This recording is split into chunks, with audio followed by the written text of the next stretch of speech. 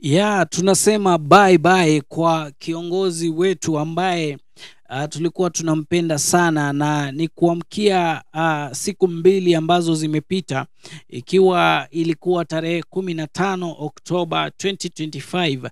Tuliamkia na habari za kwamba kiongozi Raila Amolo Odinga, ambaye alikuwa kiongozi wetu wa upinzani, amewahi kuwa prime minister in the government of Mwai Kibaki, na pia amekuwa mpiganiaji sana wa haki za wananchi wa Kenya na kupigania demokrasia, ambaye sisi tunaenjoy siku ya leo.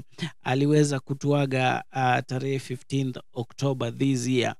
Ni habari ambazo zimesikitisha watu wengi sana, ikiwemo the political fraternity na pia the citizens of Kenya na pia viongozi all over the world. Tunaona pale wakituma rambi zao katika mitandao ya kijamii, na ni kuonesha kwamba Raila Amolo Odinga was not just a normal politician, was not just a normal Kenyan. Ni mtu ambaye alipigania haki za wananchi wote bila kutaka kujua kabila, bila kutaka kujua eneo wanalotoka. Ni kiongozi ambaye alionekana shupavu sana, kwa sababu amekuwa kwa siasa zaidi ya miaka 40, na bado hata ikifikia kufa kwake, Raila was among the most top politicians ambao walikuwa na usemi mkubwa sana nchini. So kikubwa ni kufurahia maisha ambayo Raila Amolo Odinga aliweza kuishi, kwa sababu hakuna kitu kikubwa tunaweza kukifanya. Mungu ameamua kumchukua, na kikweli ni kwamba Raila fought for everything that some people and us enjoy. Freedom ambazo alipigania ndizo freedom ambazo sisi tunazienjoy kwa wakati huu.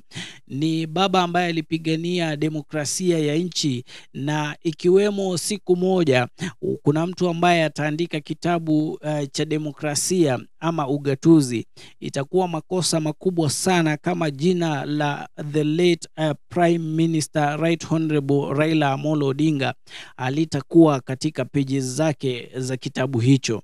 So ni baba ambaye alipigania uhuru wa wanasiasa, pia alipigania uhuru wa watu wote, ikiwemo pia uhuru wa wanaharakati wa kusema jambo lolote hata kinyume ya serikali ziliopo. Ni uhuru wa vyombo vya habari kusema na kutangaza chochote kibaya na kizuri cha serikali bila kupigwa, bila kufanyiwa jambo lolote. He was detained, he was arrested, he was even put in cell for quite some long time fighting for the rights of Kenyan. Kwa hivyo sisi tunasema enda salama baba, ulifanya yako na Mungu amekuchukua. Tunakubali na tunakukumbuka, na utaishi kwa historia.